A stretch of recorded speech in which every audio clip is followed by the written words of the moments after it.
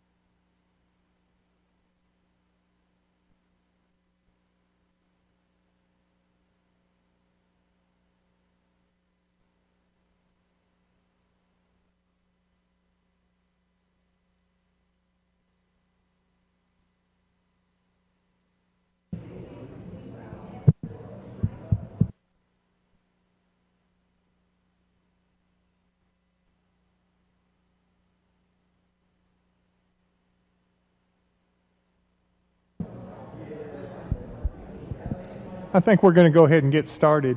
The mayor's on his way. He should be here in a few minutes. The way we'll run this is, I think, the way he did the other night. I missed the very beginning of it, but basically we'll just go down the list of all the different items that has been included already. If you'd like to speak on any of those items, you're more than welcome to, or add an item that fits into that category. And then at the end, we'll kind of have just an open discussion. Anybody that wants to discuss something that's not on here, as far as what you would want to be included that isn't already included. As the mayor mentioned the other night, beautification was one of the things that wasn't on the previous CIP, and it was brought up during one of these meetings, and that's how it ended up getting included. So it is important. Hopefully we've covered most of everything, but there's always the possibility there's other things out there that people want taken care of. We can just start with youth and family activities. Currently there's 3 things included in that. Arts for All, a copy I can see. Arts for All camps, they were a real big success. We'd like to do those again. Summer work programs. Stanley Haywood started this a lot of years ago.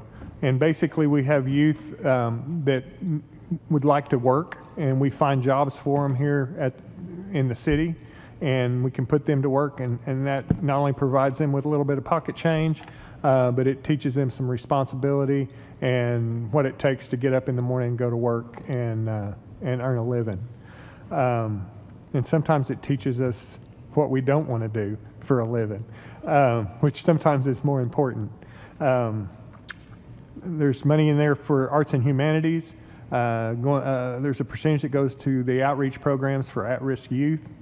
Those are the youth and family projects. Is there anybody that would like to speak on those? Yes, ma'am. Yeah, you can right up here. That way everybody can hear you. I just need your name and address.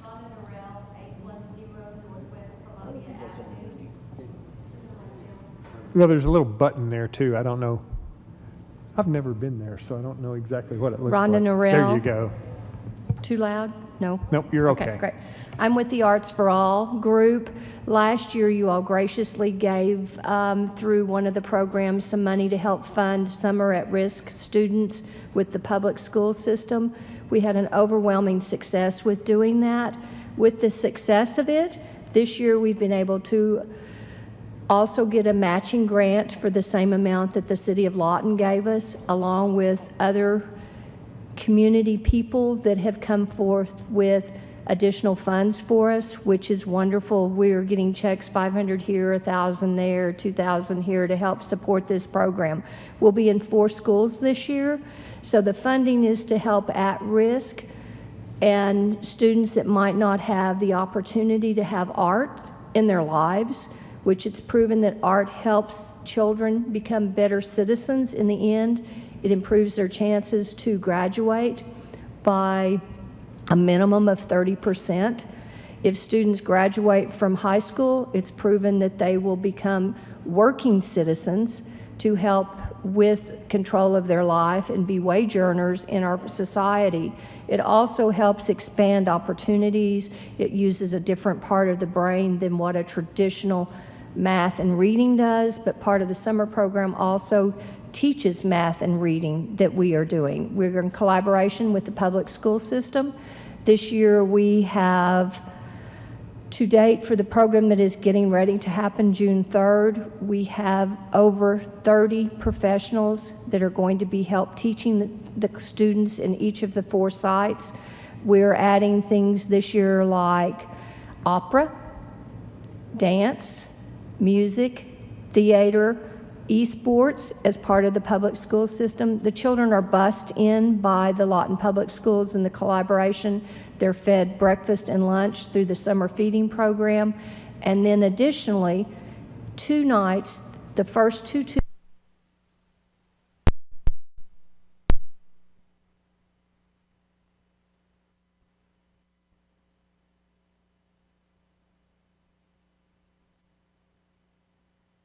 in the community to socialize and to demonstrate what art does for the students and to bring those artists that are coming in. They are doing graciously this additional performance for the city. Any community member that wants to attend, they'll be able to hear the fine arts that are being taught to our kids. On the first Tuesday night, Bach in the Boombox, which will be, he is a celloist, and he'll be in the farmer's market.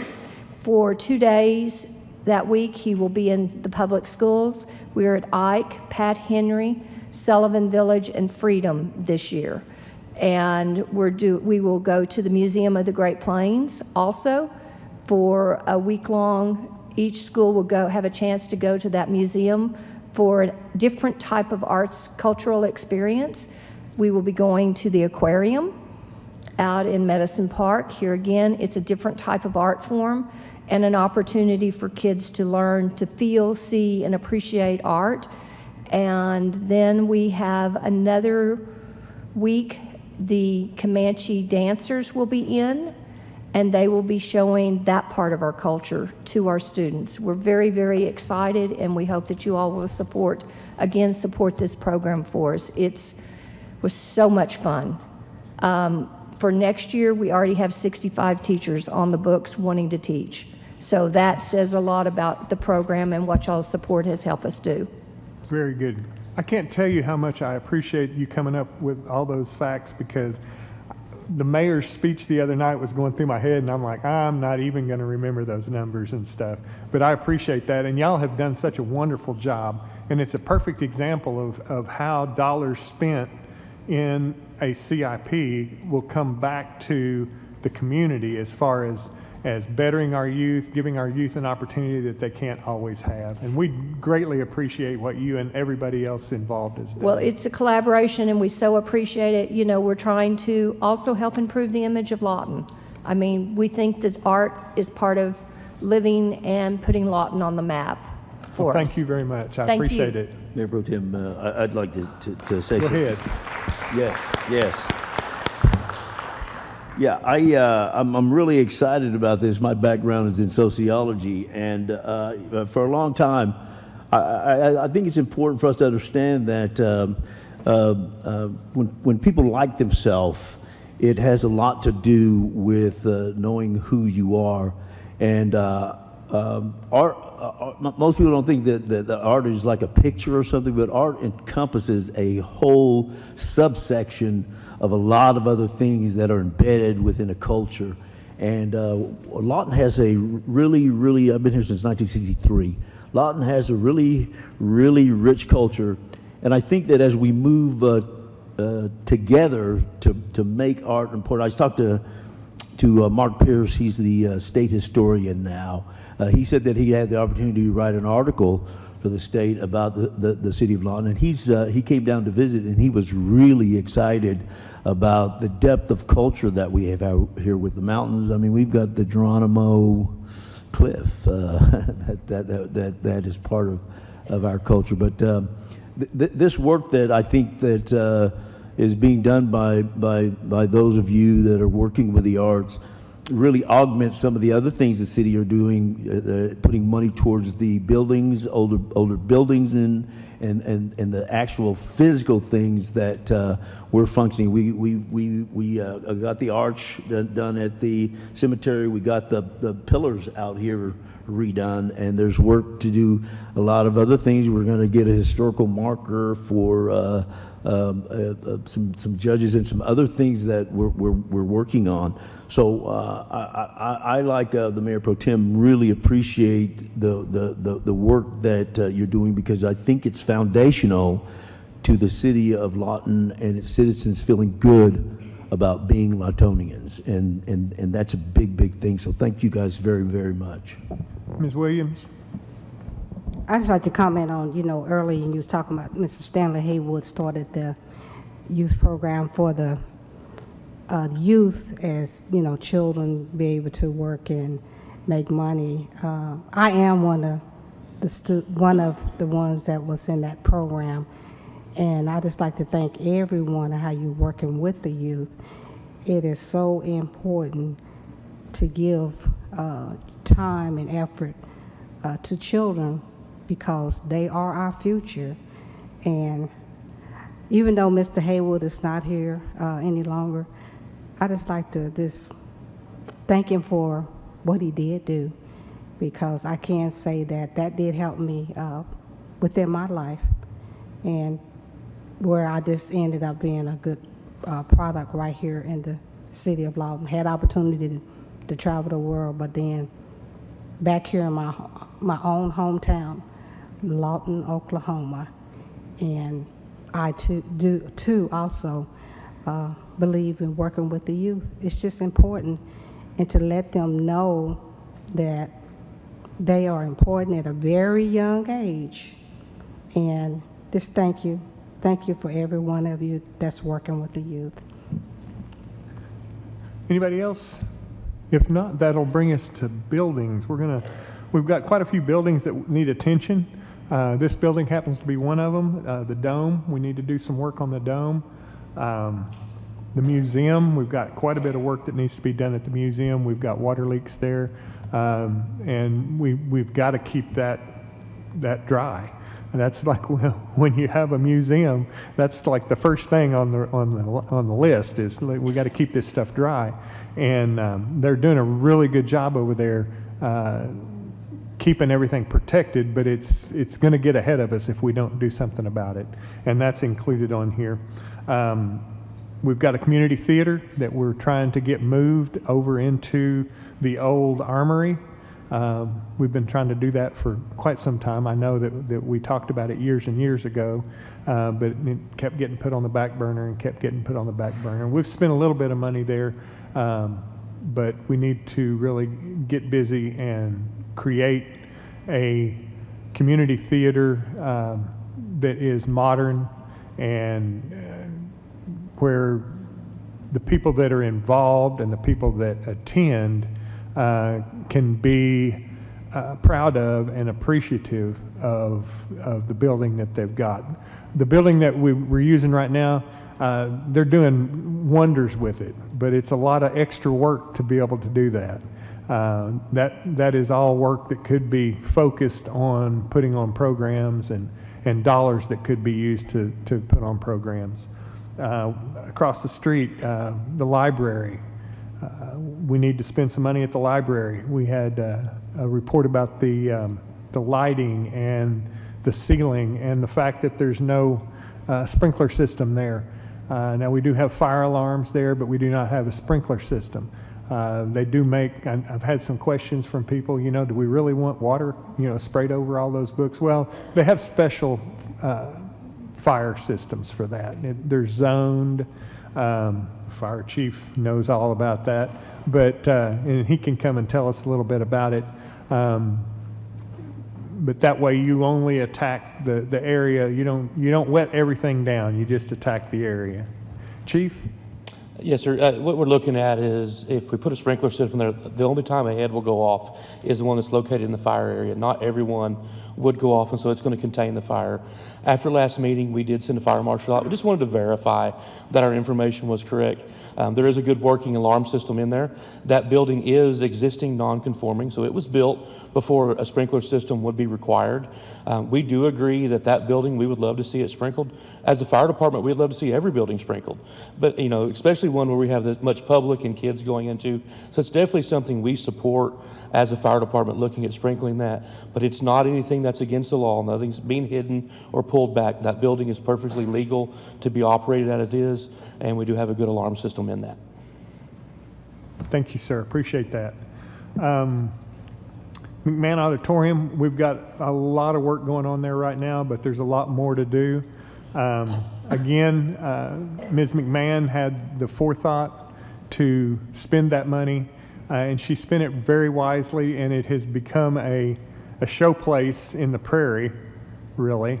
And we need to do everything that we can to invest money and keep that as a showplace of the prairie. Currently we've got, Jason, you want to give us a little bit of an idea? I haven't been on that committee in a while, but I know we're working on the elevators, working on a lot right now, but there's a lot more to do. So, Mayor Pro Tem and Council, thank you so much. I was out working today because we actually we had the International Festival Luau fundraiser, we had movie in the park, we had Armed Forces Day parade, and so we were actually trying to get things caught up. So at McMahon Memorial Auditorium, we're excited to actually start taking action on some projects that were voted in by the 2019 CIP. And so what that's going to add is actually addressing some of the fire safety issues that have been in existence for a while. Like I said, it's kind of the same thing as the library, where it was built before those codes were put into place. But we're adding additional stairwell, which is for additional egress from the balcony. And then putting in a new HVAC system. The HVAC system's in there. Louise McMahon is the same one that she put in 1955. It has had some upgrades, but it takes a team of about 3 people, 2 days, 3 days to get it switched over from heat to air. And the Oklahoma weather, when it can go from 80 degrees to freezing in 2 days, it's pretty hard when we have shows going on. So this way we'll be able to flip a switch. For the first time ever, we're going to have an elevator that's going to take people from the first floor up to the second floor. Oftentimes we'll have constituents who will buy tickets for shows and show up and go, "What do you mean there's no elevator?" So we're going to have the elevator, we're going to have ADA accessible bathrooms, family bathrooms, and twice the amount of women's bathrooms. And for the first time ever, actually have an ADA accessible access from the lobby to the stage without having to just go straight through the audience.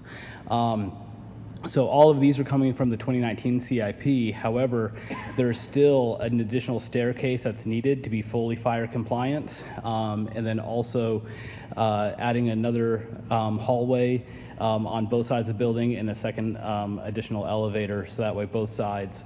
And as we're renovating the women's bathroom on one side, renovating the men's on the other. And as a historical building gifted to the city back in 1955, and the McMahon Auditorium Authority has been looking at it since '63. One of the reasons that it looks the way it does is because you have an entity like the McMahon Auditorium Authority looking after it and advocating for it. And so they're renovating the east side of it, and then this, our ask for the 2040 CIP would to make the west side match the east side addition. And the foresight of the board, the plans are already there. It's just putting it into place and getting the additional funding to do the west side. Thank you. Appreciate that. And just so everybody knows, anybody that doesn't know, is the same group of people that has taken care of that auditorium so well is now going to be in charge of taking care of the old Carnegie Library and the Armory. So we can look forward to really great things happening there. Brings us to animal issues. We've got money in there. I didn't realize you were finishing with that. I'm going to make some remarks. My name is Carrie Monroe. I live at 7907 Northwest Folkestone. I'm the chairman of the board of the Museum of the Great Plains. We appreciate that the museum is being considered in the CIP. Your remarks regarding the water intrusion is a pretty major issue. It's been an issue since the building was built. From what I understand, the roof was done incorrectly, and there are major problems. The building actually belongs to the city, and per the agreement, the city is supposed to maintain the building itself. Our staff have a huge amount of work every time the weather says that it might rain. They have to drag out tarps and buckets, and those sit out. And so when you have these military families, people coming from out of town, or even potential employers that might come and visit, if it happens to be during the rainy season, that's what they're greeted with at the front door is tarps and 5-gallon buckets.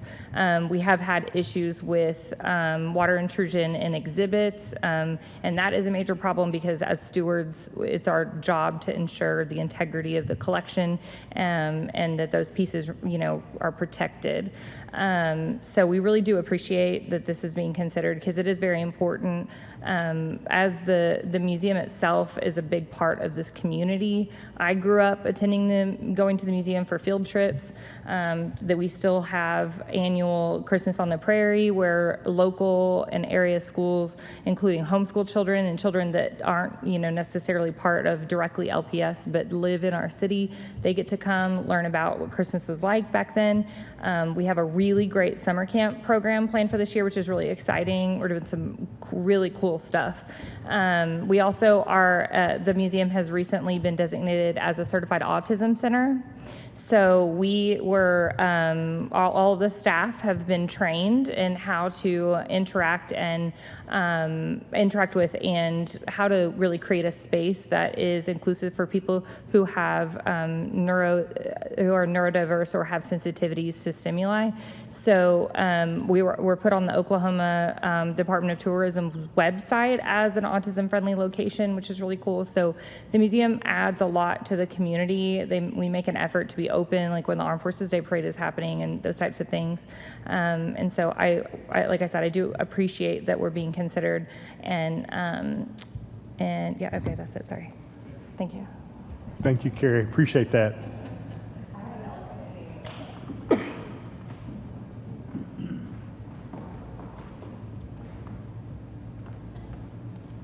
Yes, ma'am. Name and Hello, address. You can see I'm Marcia Thomas from LCT. We want to thank you, first of all, for putting our new roof on, and we're going to get things back into the old building.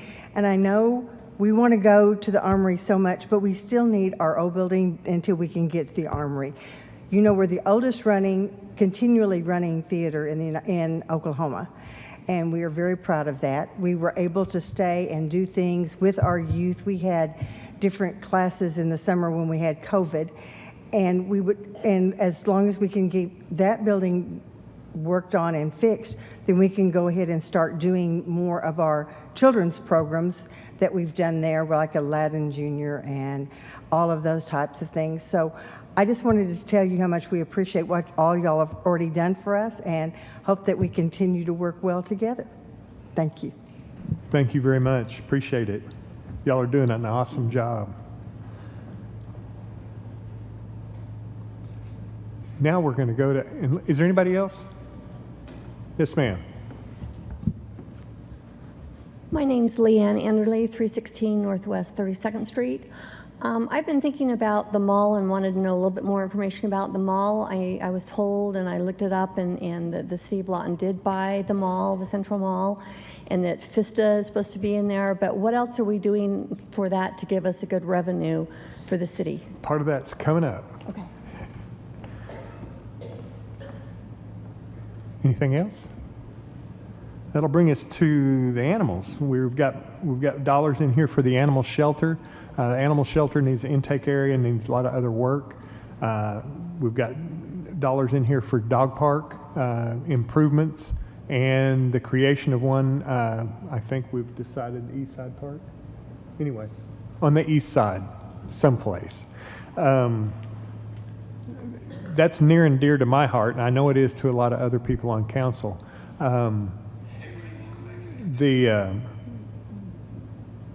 We've needed it for a lot. We've spent money there, but we haven't spent enough money.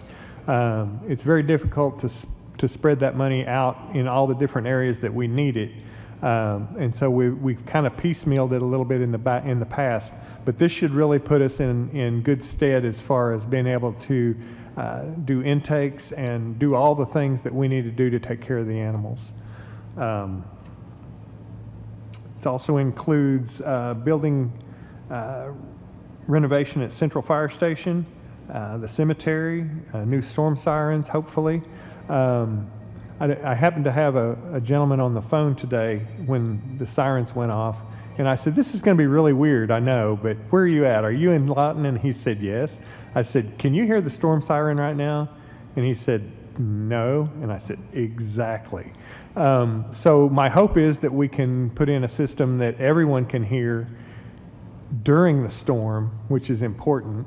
If we can't hear it during the storm, then we might as well not have it. So hopefully we can do that. And it'll be a little more centrally located in the neighborhoods maybe, and different style. They're a lot louder, but they will serve their purpose. Chief, do you want to, and you haven't been up here in a little while. Do you want to talk about Central, or who wants, or maybe?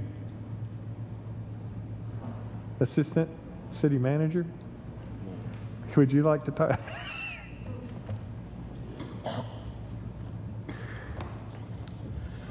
Well, we believe Central Fire Station is what our city's treasures. We've talked a lot about some buildings and the age of them and the history we have in that building, but also the use that it still serves today. When the public safety building was built, we didn't get a third floor to house our command staff, and we still have a place of need, and we still have things to store our bunker storage, our clothing, and also we're running out of space for our reserve apparatus. So Central Fire Station still has a very vital role today in the fire department, not only as a living building, but also the history of our department and our city. A lot of it is ran through there. So we have to have some upgrades. There's some roof damage, different things that we're seeing, some water intrusion, and just to modernize the building so we can get another 40 or 50 years of use out of it. We believe it would be a worthwhile project. Thank you, Chief. Appreciate that. Mr. Hampton. Thank you. I just want to let everybody know the Cultural Preservation Committee that is working on historical projects. We met together with the chief, took a tour, and there are museum curators and some architects and some others that are professional, have some professional background in some of the historical things. And the chief is working with the CPC, the Cultural Preservation Committee, to make sure that everything is kept up and done to keep and maintain as much historical value in the building that there are. I believe that they were looking at replacing some windows that were taken out, and they had already looked at purchasing windows that had been originally put in there. So those historic people need to understand that the fire department, the chief, they're working closely to make sure that we maintain the historical integrity of that building. Thank you, Mayor Pro Tem. Thank you, sir. Is there anyone else who'd like to speak on buildings? Yes, ma'am.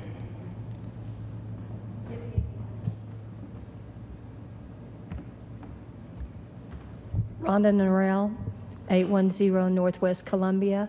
Thank you all for letting me speak again. Arts for All inhabits the basement of Carnegie Library, the old Carnegie Library. As several of you know, in the olden days, it was a beautiful building with wooden floors that was our library originally. And it's nice to see that there are improvements being planned for that building. Arts for All would love to help entertain any future use of that building, as might be done to advance, again, probably some youth and some programs, and maybe even some more mature or aged that would benefit from having, again, the cultural and the arts experience in that wonderful building that should be part of our national, it's on the archives around, but also another staple in the community for us. So we thank you for the consideration of any renovations that you do down there. Last spring, we renovated a little bit in the basement, and it is an art center. I would encourage each of you to possibly come by and see the wonderful artwork part of it's come from the archives that the city already owns and is displayed on the walls. It's a beautiful site downstairs now. It doesn't look like a basement. You all are helping with some tunnel renovations and some fencing to help make it safer for us. And we are using the downstairs in the building, and we would love to hear feet upstairs too on those wood floors or some of the old tile again. Thank you very much. Is there anyone else? That would bring us to the Discovery Zone. All right, the Discovery Zone idea is really, big, obviously, in Oklahoma City with the Kirkpatrick Center, I believe they call it, Science Museum. In Tulsa, they call it a Discovery Zone. Some places they just call it Science and Youth Center. But the whole point is it's a place where kids can come experience science. The idea of this one would be the attraction for Southwest and Oklahoma and North Texas, to bring kids in and also be STEM outreach. The jobs that are being created in Lawton today require lots of STEM education. And so we have to be, Goodyear, for instance, has employees in 17 counties that we know of. So we have to be thinking outside of Lawton when we talk about encouraging kids to get into STEM education. Now, what's neat about this, it was being told to one of the congressman's aides, and he believes he can get us a grant in the 10 to 20 million range that would be for that STEM piece and that STEM outreach piece. So it's one of those things when a community makes investment, other money streams open up and in the form of grants. And if the community is not making investments, those community streams don't open up. The good thing about a discovery zone idea for us, it ties into the mission of the FISTA and ties into where the plaza or the mall, and we already have the bricks and mortar. We wouldn't have to build that. And many times when you're trying to put something in like that, the bricks and mortar cost are what makes it prohibitive for you. Well, we have $25 a foot in the mall. $25 is what we bought that for. So we've got real good expense there, and that's a real exciting project that's already getting attention. Is there anybody that would like to speak on that, that's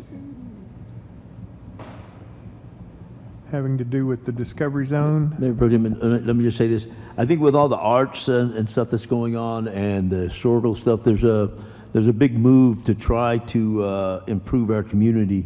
We spent a lot of money on the 2019 CIP and did a lot of infrastructure stuff, as you can probably go around town and begin to see. The roads are getting fixed. We're fixing the sewer. We're fixing all the infrastructure that's needed repair for some time.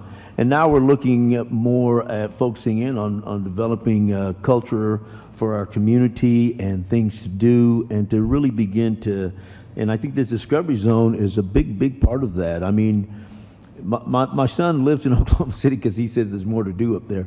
Well, I think this is foundational stuff to try to bring that kind of stuff for those younger families that they can take their younger kids to and really begin to get involved in. So I'm really excited about the opportunity to be on council and make decisions that's really going to take us to that next level of really finding some depth in our community culturally. And this Discovery Zone, I think, is going to be great. Yes, ma'am. Carrie Monroe again. This is the first I'm hearing of that project. So my feedback is, just from what you've just said, is really positive. I have kids that are in middle school and elementary, and we travel to Oklahoma City regularly to go to, we're museum people, obviously, so we love a museum, and we travel up there to go to the Science Museum quite a bit. At the Museum of the Great Plains, when we have exhibits that rotate in that are science-based, like the Kiva blocks and Sensories at Play and some of those STEM-related exhibits, we spend a lot of time up there. My boys enjoy it immensely, and I grew up in the mall. I grew up going trick-or-treating in the mall and going and seeing Santa and clogging on the uneven floors and all the things. And so I love that we're trying to do something with that building, because for me it holds a lot of memories, and I do think there is a need. My background in event planning for when I was at Cameron University tells me how often we were getting requests. People were constantly reaching out to us looking for space to hold events. There are people, you hear a lot of people talk about there's nothing to do here, but I always say the best way to love where you live is to invest in your community. So there are groups out there that want to do things, that want to plan things, that want to have events, want to do community engagement things, but there's not a lot of good indoor space here that's not really cost prohibitive. So at Cameron, we would get requests and we just didn't have a large enough space. We would accommodate when, like, Enrica Johnson and Kim Jones did the Teamwork Makes the Dream Work event, and we used the Aggie Rec Center because it was a big, wide open space, but that's not tenable. They can't do that all the time. And so having a space where there is an opportunity, where some existing activities to do, but then there's space that's open so people can utilize it for community events, is definitely something our community wants and needs. We saw it all the time, just nonstop getting requests every year, especially in the spring and summertime. And I think it will help people kind of imagine that there's more, that, you know, when right now they don't know where it could happen. But if it could happen at the mall, I think it would be a really cool opportunity. So I appreciate y'all for focusing on family as part of the CIP, because it is really important. Thank you very much. All the arts and humanities, those are all really in the sports, which we haven't gotten to yet. But all of that is really to try to improve our children's lives and to create a situation where our children have other things to do besides get in trouble. We also, we've got money in there for those times when there are problems in the city. We've got crime fighting money in there. Mayor, would you like to talk a little bit about that? Well, I'll talk a little bit, but I want you to also, because you're really into this. But you know, the crime fighting technology has a lot to do with, I think most people know by now, we're hiring every police officer that passed the tests, but they got to meet qualifications. We can't lower our standards on the officers that we're hiring, but we can't hire enough for the qualified positions that we have. So we've got to make sure that we have every opportunity and technology to help our officers get more done. Now, I always joke about what we did in the last CIP. We paid for technology that could get you a ticket in 3 minutes. Now that's not what we have in mind here, but you know, and it's wide open. What is available? And I don't know if we have anybody here that can talk about some of the things. We do? Yes. Eric coming up? Or? Okay, whoever wants to come up, come and talk about some of the things that might be possible, if you would, please. Otherwise, I'll sit here and keep saying the word cool and really neat, because it's really exciting, some of the things that these gentlemen are going to talk about. I'm Assistant Chief Alvin Wenham. What I'm going to do is the Flock, if she can pull it up. Flock is this is a camera system we started about a year and a half ago on this project, trying to get it put in. We implemented this probably April 9th was the first camera set up in Lawton. We have a total of 15 cameras. What these are is license plate readers. So every car that goes through there actually doesn't even have to have a license plate. Every vehicle goes through it, takes a picture of it. So where's this going to benefit us at? This is going to help us with, you've probably passed by stolen vehicles daily. And unless you have a hot list or you can see that stolen vehicle or a list on it, you just don't know. Well, this actually will alert every officer that has their MDT on or is on duty. It'll alert them that that vehicle just went through that intersection and has a warrant. It's a stolen vehicle, has a stolen tag, to where they can go locate it. The other idea with this is if we have a homicide suspect and we don't have a tag, or we always get those descriptions of it's a brown Jeep Cherokee and that's all we have, we can go look for that, but that is like a needle in a haystack, to where we can get on this search now and we can search Jeep Cherokee brown in color, and it'll show every Jeep Cherokee that has gone through a camera system in Lawton with the 15 that we have up right now. These are one directional, so we've got 15 located in probably some of our spots that we need that's got most traffic going through it, the high probability of a car going through that intersection. But the future of that is great for us because it's going to help us do a lot more than just that. Hot list for unauthorized uses that don't go into NCIC. Anything that's going to do with protective orders if we have something that we're looking out for. But we have the ability to go on here and search or make a hot list and find these vehicles now that we normally would not be able to find or locate. So this was what it is on the, if you'll go to the alerts at the very top, I'll let you do that. On this alerts page right here, this is kind of what it looks like for us. So this is real time. This vehicles go through any type of camera that's in Lawton, or one of our 15 cameras in Lawton. This will actually pull it up and it'll give you information on this vehicle.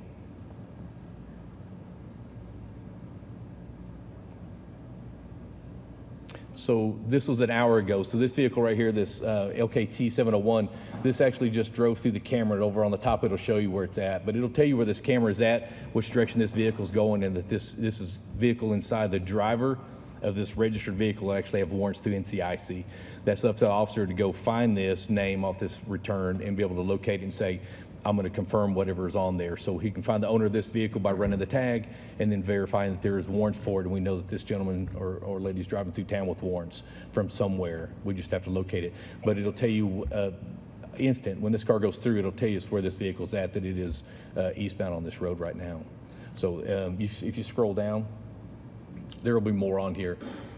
We can highlight this car and kind of look at a pattern on it and see where it's going. Keep going down a little bit more.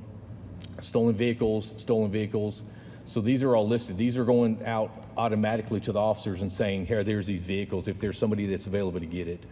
And we've already cleared up quite a few of them. We've gotten several stolen vehicles off the road just in the last month, stolen tags, 2 homicide suspect vehicles located that we are really difficult. Yes, sir? Yes.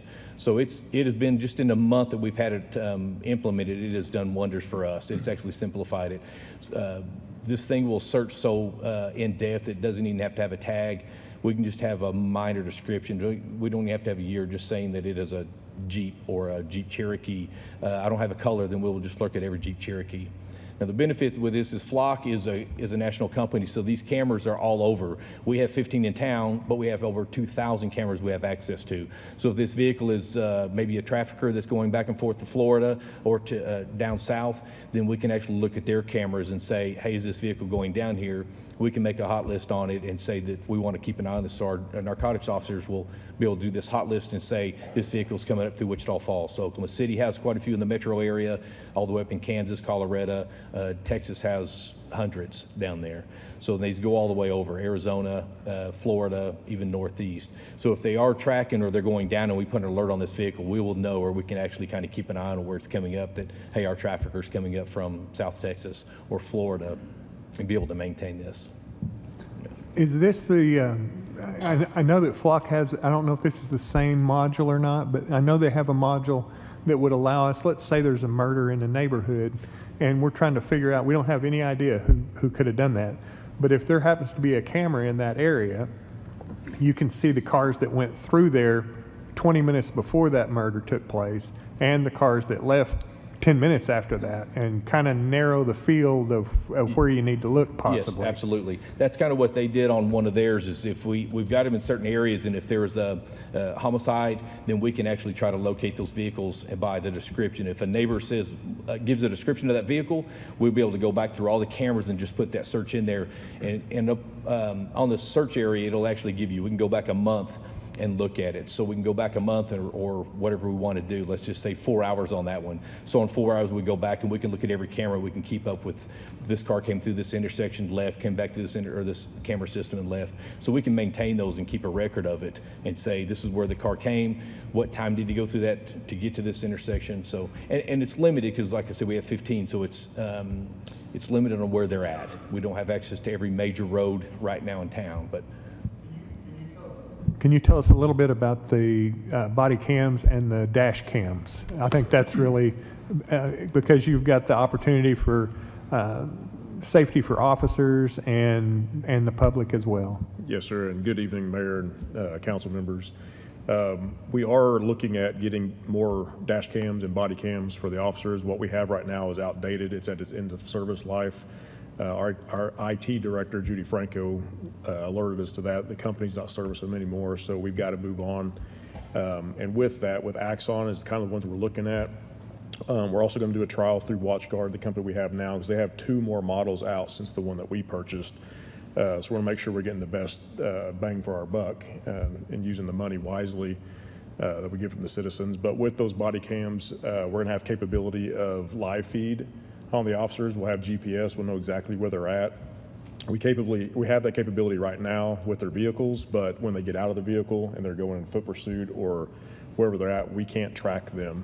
This will give us that ability to know where they're at and keep them safe. But with this software package that we'll get with the body cams, it's going to save a lot of our time that our officers spend having to do reports, because it's going to have auto redaction. So when we have to do open records requests and send out these videos, anything that's sensitive information, we run socials, anything like that, computer screen has to be redacted. Right now, an officer has to go through that and manually watch. If it's a 3-hour video, he's going to spend 3 hours watching that video and go in. This software package will allow that auto redaction to happen, and they just blur out a certain area. It continues it on. It also does an auto transcription. So as I'm talking right now, the body cam would be transcribing my voice, and it can differentiate between conversations. So you can have a witness, a victim, a suspect, the officer, multiple officers talking, and it will differentiate between the two. So when they go to write the reports, it's auto-transcribed form, word for word. It's searchable. If I need to find out every time he said gun in the video, you type in gun, it pulls up each time. It will automatically go to that portion of the video.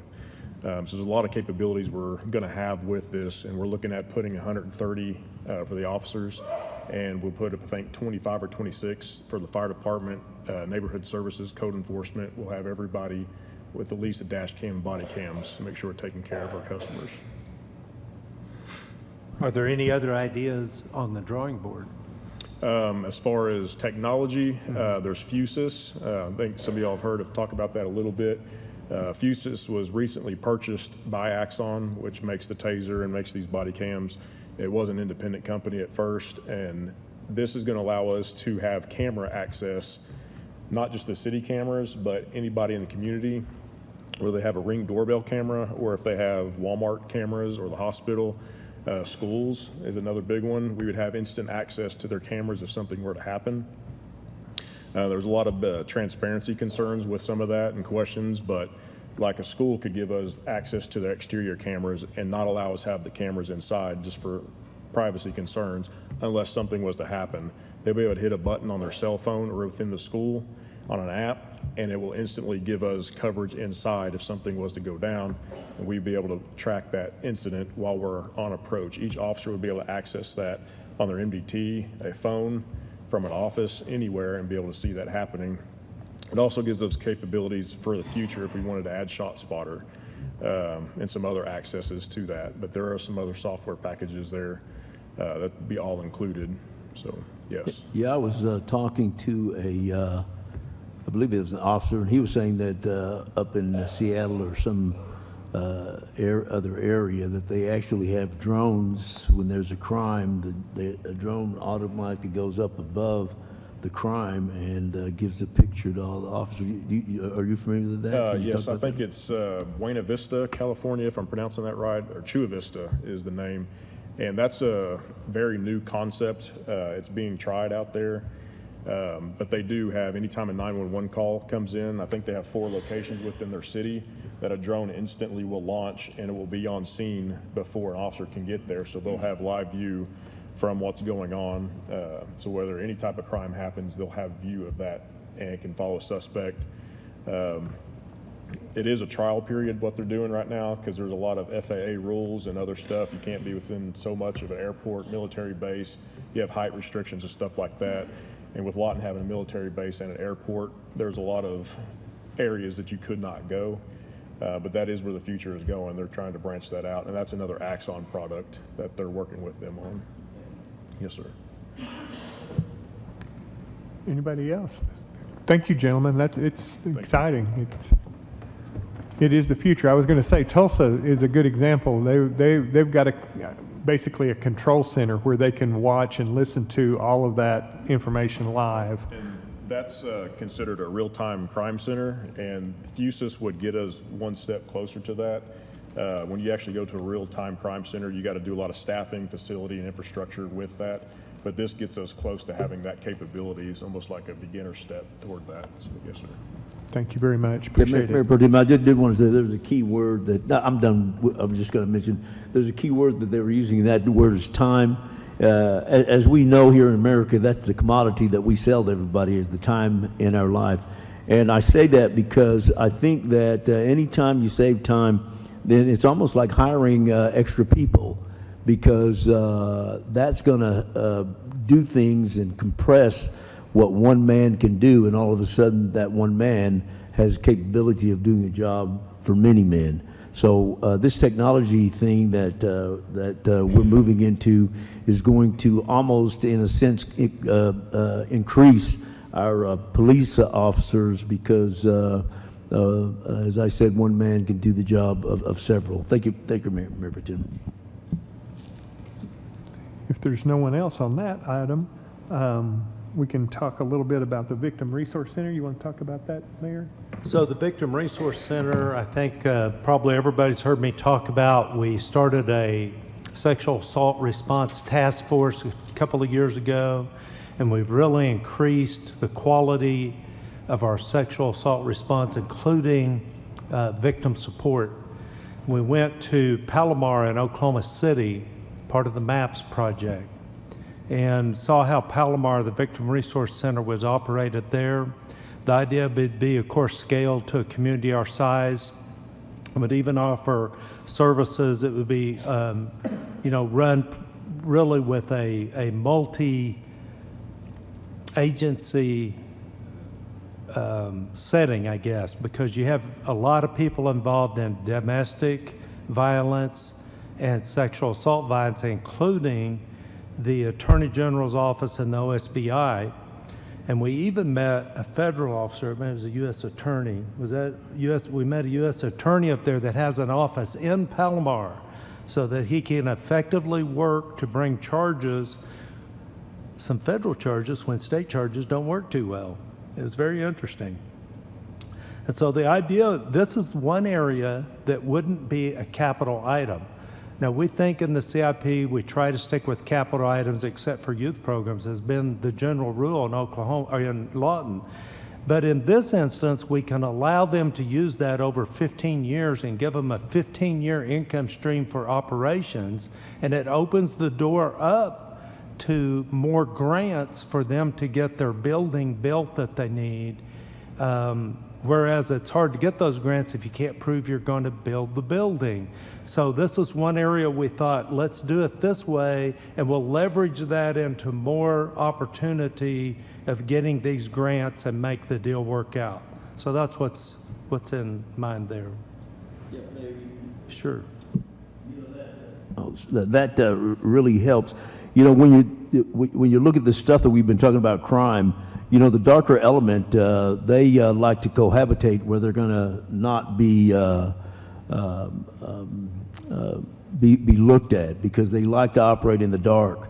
And as we implement a lot of these things, they're going to realize you can do it other places, but you can't do it here in Lawton.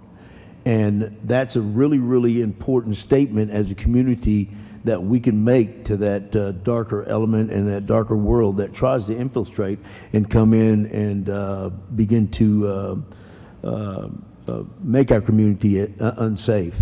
So I think a lot of this is a statement also to the rest of the state, the rest of the world, that Lawton is not the place that you come to do your crime. Thank you, Mayor Pro Tem. The next item would be the airport. There's great things have been going on out at the airport, but there's some other things that need to happen. As the mayor stated the other night, I don't think in either one of our lifetimes that we've spent much money at all on the golf course. And it's time to spend a little bit of money on the golf course. It's one of those things that if you're going to have it, you need to take care of it.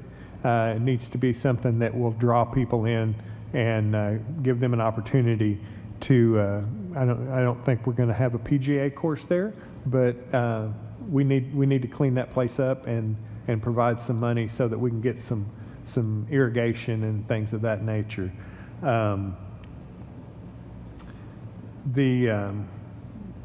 We have dollars in for redevelopment revolving fund. Mayor Pro Tem, may I just say quickly, May the 31st from 3 to 5 p.m. there's a grand opening, soft opening of the airport.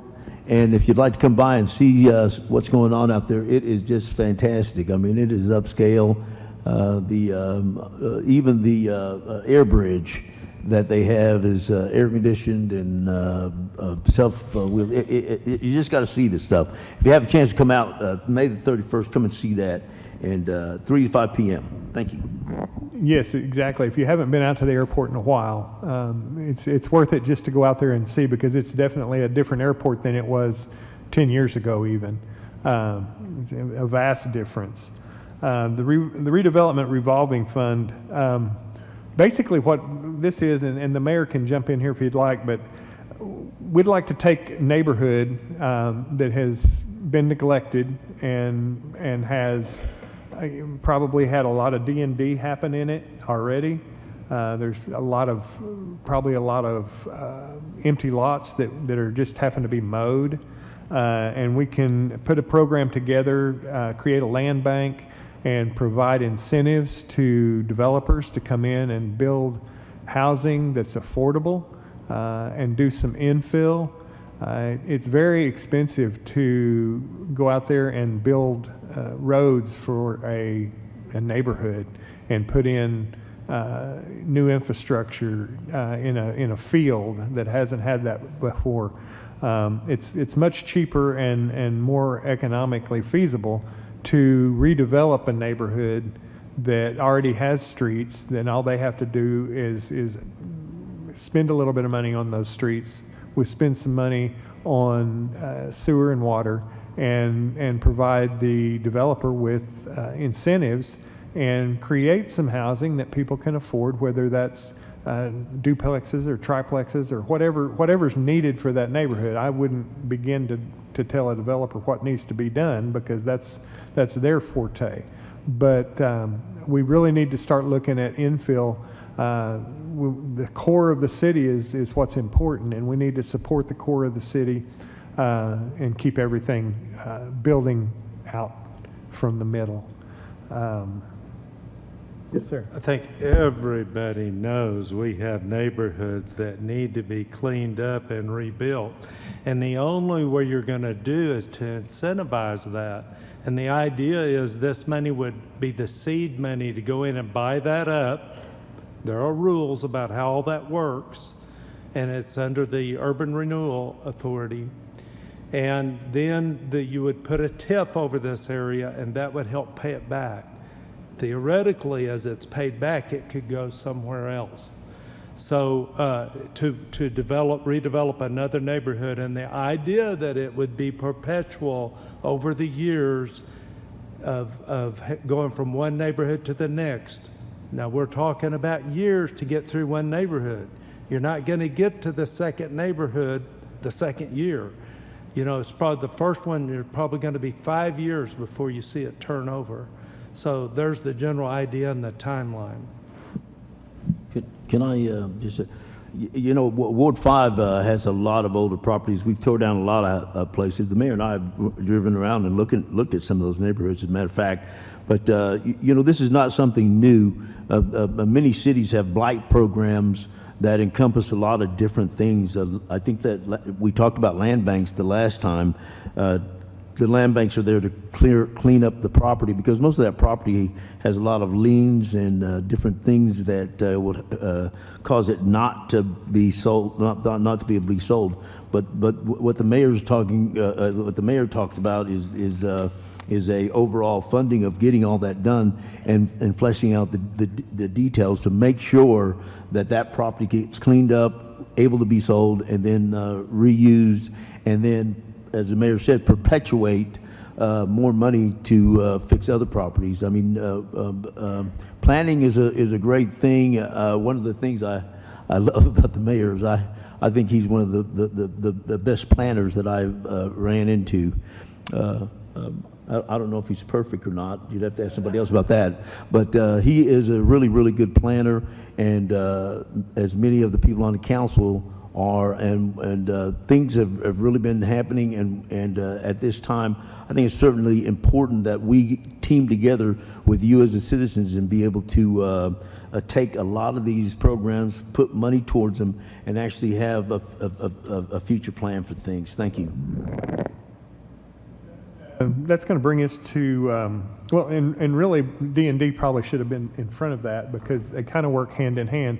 The council and the mayor and staff has worked really diligently since the inception of PROPEL, and in getting rid of some of these dilapidated houses and clearing those out and making neighborhoods safer. But the problem with that is once the house is gone and not a physical danger for people anymore, the grass just kind of grows and nothing really happens with it, because there's a lot of reasons for that. But if you wanted to build a duplex or something in that area, you're going to have to go borrow money for that probably, and the bank's not going to want to loan you that money if you've got the surrounding property isn't worth much. So that's where the idea of the previous item comes from. You start doing a whole neighborhood, you get investors, people are willing to invest in that because they can see that things are going to happen. But there's money in this extension to continue with the progress that we've made in the D&D area. We've done more D&Ds in the last 4 years than I think the council's done in probably 10 years prior to that. 30 years. It's a lot. So much so that we've thought, in fact, we have at times had entire council meetings that's all we did was D&D. And sadly, there's more to be done. We've made a big swath through there, but there's many, many, many more, and everybody in here knows where there's at least probably 10 that need to come down or something done with them. And in this, previously, there was no commercial inclusion. And in this extension, it's going to be residential and commercial. So we'll be able to address some of those commercial buildings that become dilapidated over the years and fallen down and have just become dangerous for people to even be around. We've got some issues with homeless or squatters or whatever you want to say, and it's not safe for them to be in these houses, and it's not safe for the surrounding neighbors because people end up starting fires to stay warm in the wintertime, and so we need to get rid of these structures as fast as we possibly can to make it safer for everybody. ADA compliance. Mike, you want to talk a little bit about that? You got anything you want to say? I know you're staying busy on it, that's for sure. And you've got grandiose plans, I bet. That's true. It's a never-ending job, I can tell you that. It's true. We've made great strides in the last few years, and we've built miles of new sidewalks. But there's a lot more to be done. It's a huge problem in the city. Accessibility for people that are disabled in wheelchairs and various forms of disabilities. We want to make the city as accessible as we can, and with it being as large a problem as it is, what we've done and I think been pretty successful at the last few years is attacking it, on a large scale with larger projects, miles of new sidewalks along major arterials. But we've also attacked it at more community levels or neighborhood levels. Community centers like the community center at 20th and Taylor has all new sidewalks all around it. A person in a wheelchair can get off a LATS bus there, go down the sidewalk, go into the community center, do whatever they're going to do in there, and then go back out and get on the LATS stuff, all in their wheelchair. We want to pay some attention to Patterson Center in the same way. And then I'd like to see us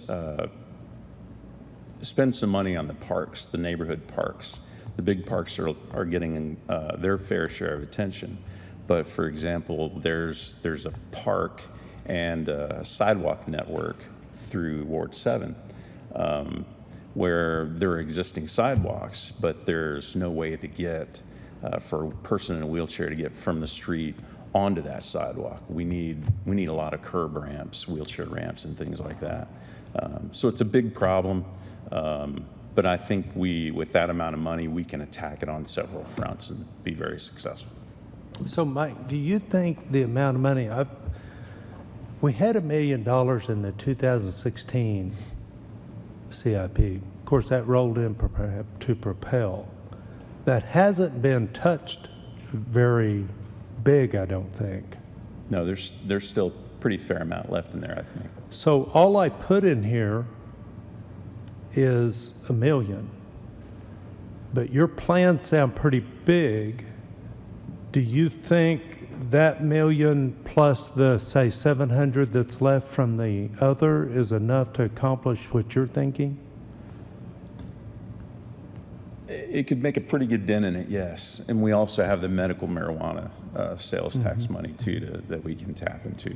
But with that $1 million or $1.5 million, we could do a pretty large sidewalk project on for a large chunk of that money and still leave a pretty fair amount left over for smaller projects. I'd like to see us put another one just came to mind, the Miracle Field in Elmer Thomas Park needs accessibility, wheelchair ramps there, and it needs a paved parking lot. That's kind of a big one on my radar. But Do we have paved access at Greer Park? no, it's mostly gravel. There is a paved wheelchair space there, an ADA space.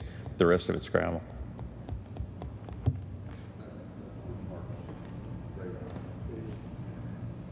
Yes, Ms. Williams. I was happy to hear you mention Ward 7, because I know some of the constituents been asking for sidewalks from the Ranch Oaks area entrance up to at least to that convenience store. You know what I'm talking about? Yes. And I know there was an estimate down as for at least it would cost about $175,000. That's about right, as I recall. Yes. Okay, thank you. Thank you, Mike. Appreciate it. There's dollars in the extension for traffic control automation. Still working on the issue of Gore Boulevard, and is Cash Road included in that? No, just The one that was included the other night goes from Laurie Tatum to 6th Street. And so we're still working on that. I think that's going to cure a really big problem for East Siders. It's not going to have much effect on the lives of all of us on the West Side, but the East Siders, that's really going to help. I know that's a real issue trying to get into town or to leave town for that matter, to go back home in the evenings. So that we can get that taken care of once and for all. We've hit our head against the wall for a lot of years trying to fix that, and nothing seems to have worked. And I think that this will take care of that. Yeah, yes, sir. It goes without saying that there's only 3 ways, I believe, to really get from one side, from the east side to the downtown area, and that's Rogers Lane, Gore Boulevard, and Lee Boulevard. And thus, anything that obstructs your traveling plans from there can be quite frustrating because of the flow of traffic during the busy hours.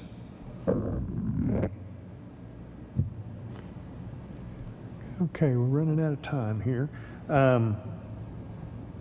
Preventative road catch-up and the, oh, I'm sorry.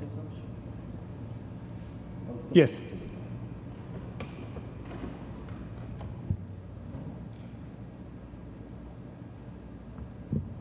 Just need your name and address. Good evening, everyone. My name is Kathy Miller. I live at 3342 Southwest Salinas Drive, which is on the south side.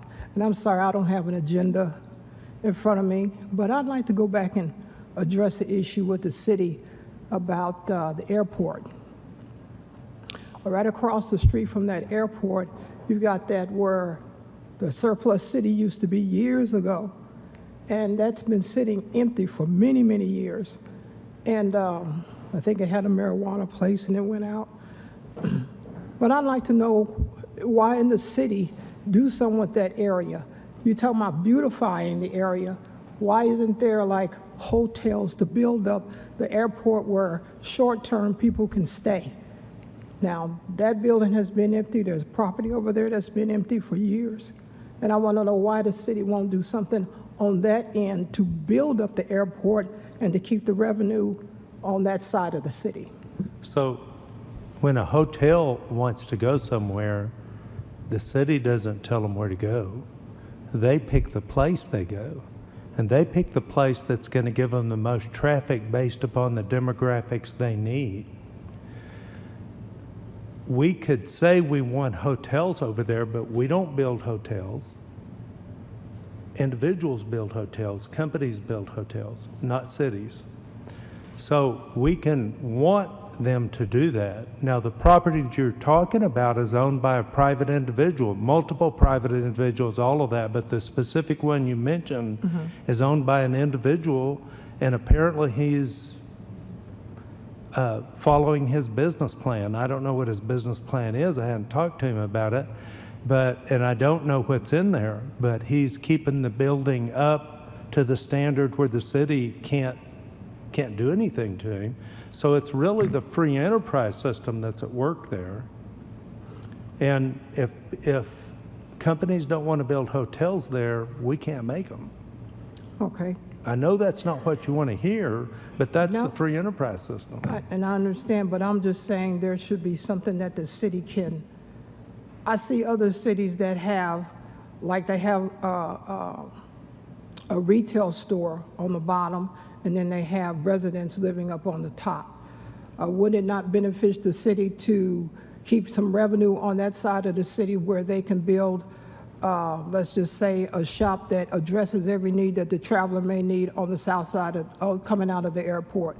If you need accessories or other things that you might forget, why isn't there like a little store or something that they can put on that side of the city to keep that revenue and those dollars in the city? So you can have a plan like that, but if you don't have enough traffic to generate enough income to keep that business open, it won't stay open. You can subsidize it to death and it won't stay open.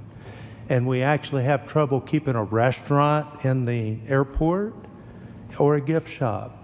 And so the very things that you're talking about, there's not enough travelers at our airport to support those yet. We'd love to get it to that place, but the people have to come first. Now, would it be beneficial to the city if it was there and thriving? Absolutely it would. We live off of sales tax. And so absolutely it would, but there's not enough business in that, and there's not a dense enough parking a residential area to generate business that you're talking about at that. Now, I happen to be a commercial realtor, probably got a little more in the weeds on that than I should have, but the truth is the economics do not add up to success for people to invest in that area at this time for retail or housing. Hospitality, which is hotels. Okay.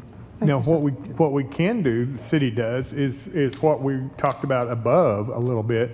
What we can do is improve the quality of our airport, which can bring more people in and out of that airport when it's more convenient and more of a comfortable traveling situation for them.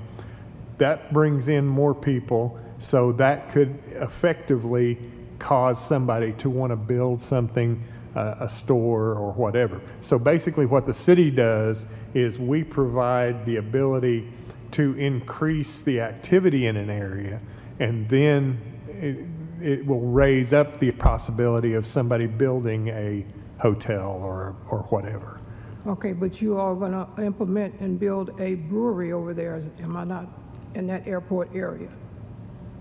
No, there's industrial development going on over there, distribution centers in that general vicinity for sodas and alcoholic beverages and things of that nature. But there's not a brewery there. So you may be talking about the brewery that's going in on 2nd Street north of the mall? Okay, the only thing going in at the airport that the city's remotely involved in that I'm aware of is warehouse. And there is a beer warehouse. Pepsi warehouse just opened. The other one's a beer warehouse, right? And Pepsi and beer. Yeah, Fisher 29 or something like that, yeah. And those are warehouses, okay? They're not open to the public. It's where the trucks come in. It's industrial. And the city did help through Lawton Economic Development Corporation and Lawton Economic Development Authority. The city did work with incentives to create those jobs.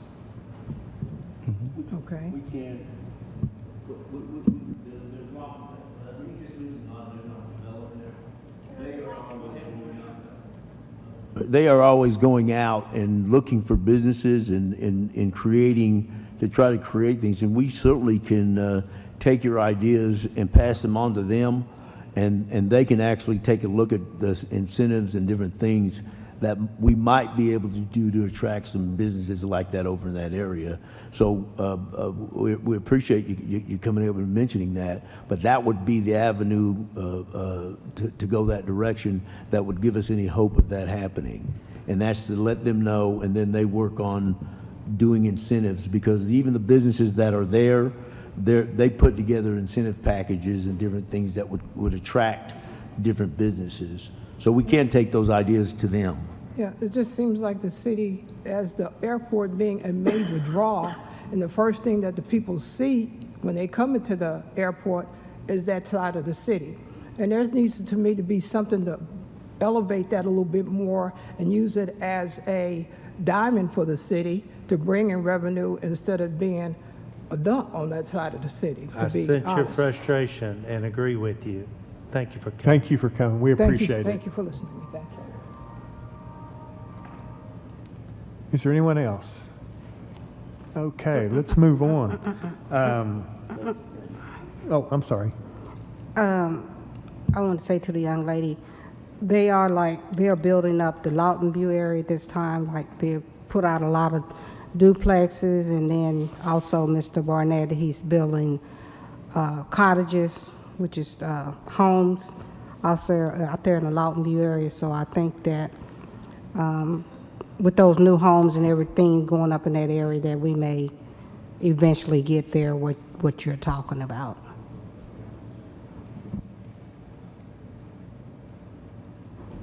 Okay, let's talk about this preventive road catch-up piece, and what that is in the original PROPEL, 2019 PROPEL, we put in some money to catch up on preventive maintenance because we hadn't done any preventive maintenance for a while. Not sure why that was cut out, but when you don't do preventive maintenance, you create a capital item. So we said, we especially paid attention to Cash Road, because folks, I want to tell you, we don't want to have to rebuild Cash Road, or that will cost a fortune. So, but what we did was we put some wording in the CIP wrong that caused it to be a maintenance. Well, we have bond attorneys that watch everything we do. I know we get accused of all kinds of things, but we have bond attorneys that watch us, and we have to do what we say we're going to do. In there, we had the word maintenance, so they made us make that a maintenance program, and that wasn't what it was designed to do. We don't want maintenance in our CIP. That's for the budget. So this was designed to be a catch-up. Get your preventive maintenance caught up, then put it back in the budget where it's supposed to be, and get it on a rotating basis the way it's supposed to be. So we'll be making a wording change there. It doesn't involve money, just a wording change to make it what we intended. We had the same scenario in the curb appeal, and that was an item that was brought up in a public forum like this. Rosemary Bellino came, made a great presentation about we need to invest in beautification and curb appeal for the city. And when we did that, the wording didn't get there right, and we were limited to two things, and that was, drawing a blank, mowing in some certain areas where we were having trouble, and, bulk trash. And we didn't have the wording in there for what we really wanted and what Rosemary really came and talked about, so the bond attorney said, no, you can't spend it on that. So we've been stifled in that area. So those are just word corrections that we need to take care of. And we probably could have changed that, but on the dais, the council members were all in agreement that we do not want to change what the citizens voted on. And so that's why we want to send it back to the people and make that change. Then $3 million in there for LATs, and then we've got money in there for industrial development. Of course, we got to continue to develop job creation. That's the only way a city grows. That's the only way you pick people up. That's create opportunity for people by bringing jobs into the community. And I think that pretty well covers everything. If you want to open the floor for some discussion. Is there anybody that would like to bring something up or to discuss something that we haven't talked about? Yes, sir. Come on up.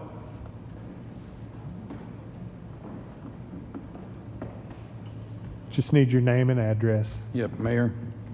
Name is Michael Millett Sr., and I live at 6810 Southwest Woodstock Avenue. And for approximately the last 3.5 years, myself and quite a few of the residents, we've been fighting this water issue, drainage issue, where the water's coming up underneath the streets. And it's to the point now where us residents, we're pushing the water, you know, down the curb line. And it's getting to be a safety issue. We have a lot of black algae. We have people that can't get to their mailboxes. So we've been working with the city manager and, excuse me, a couple of the other departments, and we're just kind of at a standstill. I was told by the city manager the other day, there's just no more resources available to look into this problem. And I just, you know, want to bring that to you guys' attention, that that's just not right, that we, you know, have this safety issue, and we actually have standing water all the time there, and wintertime, summertime, and I just want to bring it to y'all's attention to see what else could, you know, get done with that. Thank you. Thank you, sir. Appreciate that. Thank you. Yes, ma'am. I did not hear anything mentioned about the youth sports complex. Was that covered in Thursday's meeting? Yes. Okay, I thought so. I just wanted to make sure. Thank you very much.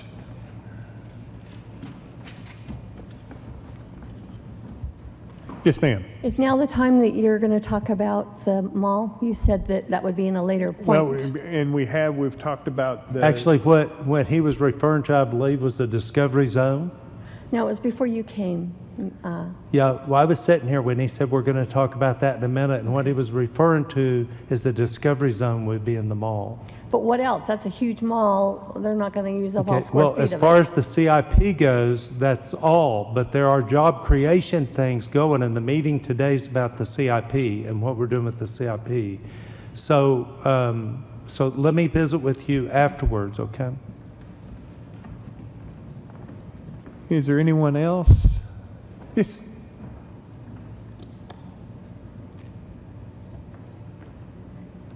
Just need name and address. Good evening. Susan Thompson, 2309 Northwest 75th Street.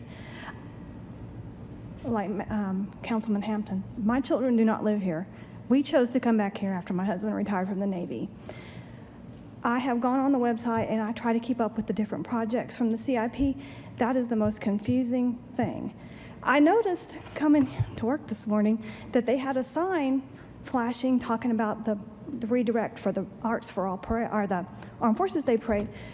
We need to say this road construction is part of this CIP project and have billboards and signs that showcase what's being done. People don't understand that engineering takes 2 to 5 years and acquisition. We just need to know this is on the project list, this is going to be started on this date, and this project right now is being done, and my road construction hassles getting to work is because of this. And thanks for that. I appreciate that the roads are being done, and it is somewhat challenging sometimes to get around Lawton. But we just, my generation and older, we're the ones that vote. We're the ones that are paying the bulk of the taxes, but we don't know how to get around the computer system. So if someone would just give us a billboard of what's being done of each of the projects. So that's what I have to say. I actually like that. Yes. And we have been adding some signs. I've seen them. I've seen Caitlin's put pictures of them on. She's left, but thank you for that. And we'll continue to put signs up. We like that idea. Thank you. And I have one question, since we were talking fire suppression in public buildings. Does the animal shelter have anything for fires? Well, I don't know if the animal shelter does. I don't think it's big enough it's required, but the new one would. Okay. Well, I'm just thinking that'd be a huge tragedy, all those animals, Yeah. but okay. All right, thank you.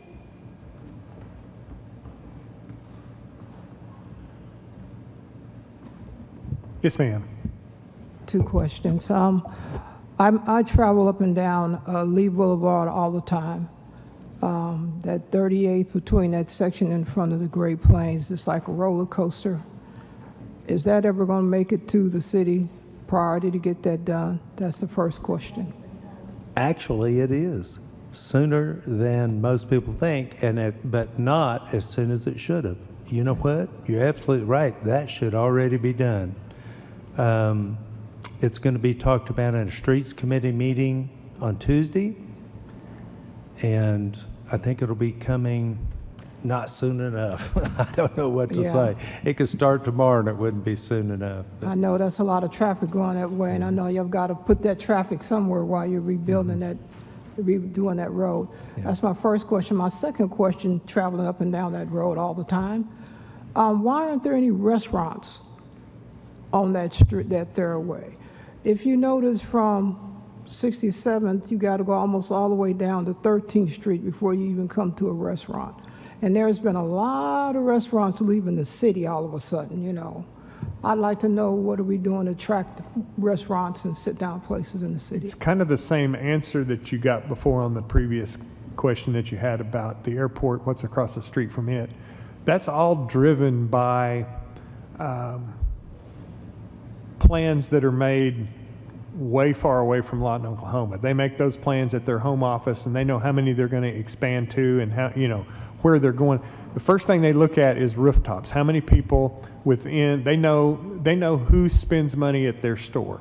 And they look at that. How many people that have this amount of income live within X amount of space? And that's how they make their decisions. It's very clinical, and they don't, you know, people can call them and say, hey, I want a Buc-ee's all day long. And you're not going to get the Buc-ee's until Buc-ee's is ready to put one there. But he likes Buc-ee's. I've been to one. I'm not a lover of them. Oh, the barbecue is really good. Anyway, but it's driven by that. It's driven by the surrounding area. And part of it, you explained it yourself. Everybody drives by. Yeah. So nobody's there except during those drive times, you know, and so they have to be able to be profitable to do that.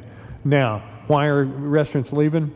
The ones that I can think of off the top of my head have filed for bankruptcy at the corporate level.